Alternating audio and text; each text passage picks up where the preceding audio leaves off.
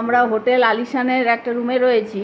এটা AC room,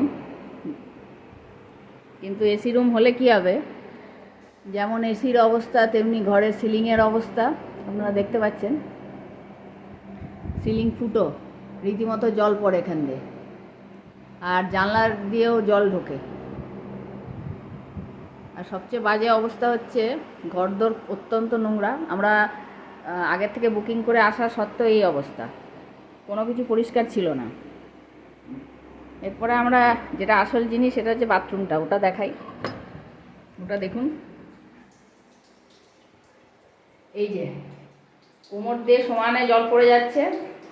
এখানে flush হচ্ছে ঠিকই, কিন্তু জলটা ঠিক মতো স্লোপিং নয়, মানে মেঝে অত্যন্ত বাজে অবস্থা, সমানে জল পড়ে যাচ্ছে।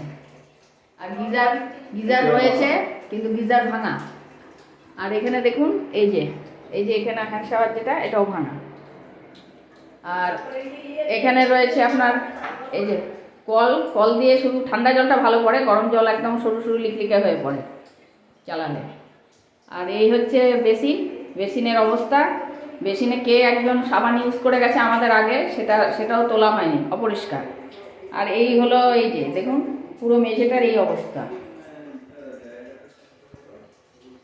আর আপনাদের এই যে বেসিনটা রয়েছে, বেসিন এখানটাও কলটা ভালো না, সরু সরু জল পড়ে, একদম সরু সরু জল পড়ে, মানে লিকলিকের মতো। যা করার ওই একটা কল দিয়ে করতে হবে, এই অবস্থা। এবং আমাদের সাথে যারা গেছিল, সেই অন্যান্য ঘরগুলো থেকে একদম সিলিং ছুঁয়ে জল পড়ছে। বাধ্য হয়ে তারা আবার অন্য ঘরে শিফট করে, সেখানে আবার এসি নেই। এই তো অবস্থা।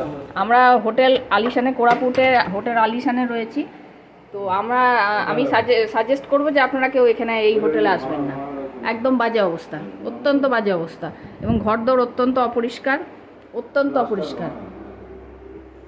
দেখতে পাচ্ছেন পুরো প্লাস্টার ভাঙা, কি অবস্থা ঘরের,